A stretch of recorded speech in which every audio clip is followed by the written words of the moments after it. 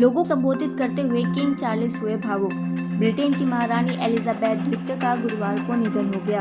महारानी को श्रद्धांजलि देने के लिए पैलेस के बाहर बड़ी संख्या में लोग पहुंचे। लोगों को संबोधित करते हुए किंग चार्ल्स ने कहा कि आपने इतने वर्षों तक इतनी लगन से सेवा की। हमारे परिवार और देश के सभी परिवारों के लिए आपके प्यार और समर्पण के लिए धन्यवाद। अवैध खनन के खिलाफ हरियाणा में पुलिस टीम पर हमला। अवैध खनन के मामले में पुलिस ने 50 से अधिक लोगों के खिलाफ मुकदमा दर्ज किया है।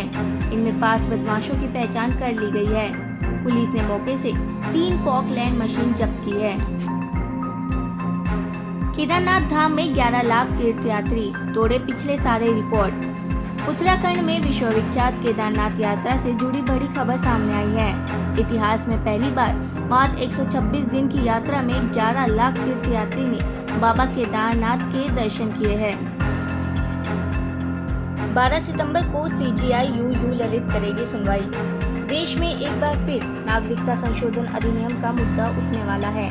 CAA को लेकर देश भर में विरोध हो रहा है, जिसमें CJI UU ललित और जस्टिस S रविंद्र भट्ट शामिल है। नागरिकता संशोधन अधिनियम 2019 की संवैधानिक वैधता को चुनौती देने वाली 2019 याचिकाओं पर सुनवाई करेगी। कोर्ट में स्थगन की मांग करने वाले वकीलों पर भड़के जस्टिस चंद्रचूड़।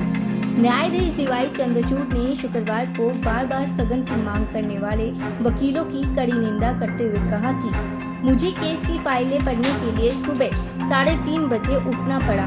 जज कड़ी मेहनत कर रहे हैं, लेकिन वकील है जो अपने मामलों में बहस करने को तैयार नहीं है।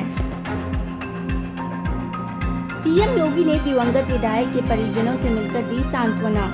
मुख्यमंत्री आदित्यनाथ योगी ने दिवंगत विधायक अरविंद गिरी को श्रद्धांजलि देने गोला पहुंचे। CM ने अरविंद गिरी के आवास पर उनके परिजनों से मुलाकात कर सांत्वना दी। अमित शाह ने की राष्ट्रपति से मुलाकात। गृह मंत्री अमित शाह और समिति के सदस्य ने राष्ट्रपति भवन में राष्ट्रपति द्रौपदी मुर्मू से मुलाकात की और संसदीय राजभाषा समिति के प्रतिवेदन का 11वां खंड राष्ट्रपति को प्रस्तुत किया। ओम प्रकाश को लगा झटका, 100 कार्यकर्ताओं ने दिया इस्तीफा। यूपी में सुहेलदेव भारतीय समाज पार्टी को लगातार झटका लग रहा है। मऊ में शुक्रवार को पार्टी के बड़े पद अधिकारी, जिला अध्यक्ष सहित 100 कार्यकर्ताओं ने सुहेलदेव भारतीय समाज पार्टी छोड़ा। पंजाब के धान में फैली ब्लैक स्ट्रिक वायरस। पंजाब और अन्य जगहों पर खड़ी चावल के फसल को व्यापक नुकसान ब्लैक स्ट्रिक वायरस ने पहुंचाया है। पंजाब के पठानकोट जिले में एक किसान ने बताया कि उसको काफी नुकसान हुआ है। अगले हफ्ते भारत दौरे पर आएंगे नेपाल के विदेश सचिव। नेपाल के विदेश सचिव भरतराज पौड़ियाल अगले हफ्ते भारत दौरे पर आएंगे। इस दौरान वह अपने भारतीय समक्ष विनय मोहन कावेत्रा के साथ द्विपक्षीय मुद्दों पर बातचीत करेंगे, जिसमें दोनों देशों के बीच बहुआयामी सहयोग से जुड़े सभी मुद्दे शामिल है। नेपाल के विदेश मंत्रालय ने शुक्रवार को ये जानकारी दी है। सहारनपुर में दर्दनाक हादसा, 3 मजदूरों की मौत। उत्तर प्रदेश के सहारनपुर में एक दर्दनाक हादसा हुआ, जिसमें 3 मजदूरों की मौत हो गई। बताया गया है कि तीनों मजदूर पेड़ काटने के लिए एक किसान के खेत पर पहुंचे थे। हाई टेंशन विद्युत लाइन के करंट की चपेट से तीनों की मौत हो गई। मेघालय के राज्यपाल हुए PM पर तंज। बुलंदशहर के औरंगाबाद में मेघालय के राज्यपाल सत्यपाल ने कहा कि राजपथ का नाम बदलने की जरूरत नहीं थी। ये नाम कोई अंग्रेजों का दिया हुआ नहीं था। प्रधानमंत्री हर तीसरे दिन उद्घाटन करते रहते हैं। कोलकाता में परिवहन कारोबारी के घर ED की रेड। कोलकाता में प्रवर्तन निदेशालय के अधिकारियों ने एक ट्रांसपोर्टर के घर पर रेड मारी है। छापेमारी के दौरान पलंग के नीचे 500 और 2000 रुपए के नोटों की गड्डियां मिली है। एक हफ्ते में रूस से वापस लिया 1000 वर्ग किलोमीटर से ज्यादा क्षेत्र। यूक्रेन ने कहा है कि उसने पिछले एक सप्ताह में रूस से अपने दक्षिण और पूर्व में 1000 वर्ग किलोमीटर से अधिक क्षेत्र वापस ले लिया है। रेलवे ने पहली बार निजी कंपनियों के लिए जारी किए टेंडर। भारतीय रेलवे ने शुक्रवार को वंदे भारत जैसी हाई स्पीड ट्रेनों के लिए सालाना कम से कम 80,000 पहियों का निर्माण और एक संयंत्र स्थापित करने के लिए एक निविदा जारी की है। रेल मंत्री अश्विनी वैष्णव ने कहा कि रेलवे ने पहली बार रेल पहिया संयंत्र लगाने के लिए निजी कंपनियों को आमंत्रित किया है। फंड की कमी के चलते शिक्षकों के वेतन में कटौती।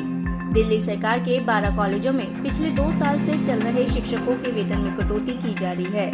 डूटा अध्यक्ष A.K. बागी ने कहा, हमने सीएम के घर के बाहर धरना प्रदर्शन किया, डिप्टी सीएम के पास गए, हमारी किसी ने नहीं सुनी। हम चाहते हैं कि केंद्र सरकार इन कॉलेजों को अपने अधीन कर ले। दिल्ली के मंगोलपुरी में हुई चाकूबाजी, एक की हत्या। मंगोलपुरी के ब्लॉक में चाकूबाजी की घटना सामने आई थी, जिसमें 2 संबंधित हमलों में एक व्यक्ति की चाकू मारकर हत्या कर दी और 4 घायल। चाकू लगने वाले घायल व्यक्ति को SGM अस्पताल ले जाया गया, जहां डॉक्टर ने उसे मृत घोषित किया। हरियाणा सरकार ने एक बुजुर्ग को मृत घोषित कर पेंशन रोकी। हरियाणा सरकार ने 102 साल के बूढ़े व्यक्ति को मृत घोषित कर वृद्धावस्था पेंशन रोक ली, जिसके खिलाफ बूढ़े व्यक्ति दूली चंद ने बैंड बाजे के साथ दूल्हा बनकर ऑफिस बारात लेकर पहुंचे। राजस्थान में छात्र नेता की हत्या, मुर्दाघर के बाहर पुलिस तैनात। राजस्थान के झुंझुनू जिले में छात्र संघ चुनाव के 15 दिन बाद देर रात एक छात्र नेता की हत्या का मामला सामने आया है। छात्र नेता के साथ जो युवक थे, उनके साथ भी गंभीर मारपीट की गई। शव को मुर्दाघर रखवाया गया। पुलिस ने मुर्दाघर के बाहर पुलिस का अतिरिक्त बंदोबस्त किया है। भारत में कोविड के मामले घटे। केंद्रीय स्वास्थ्य मंत्रालय ने बताया कि भारत में सक्रिय कोविड के मामले 49,636 से घटकर 48,850 हो गए हैं।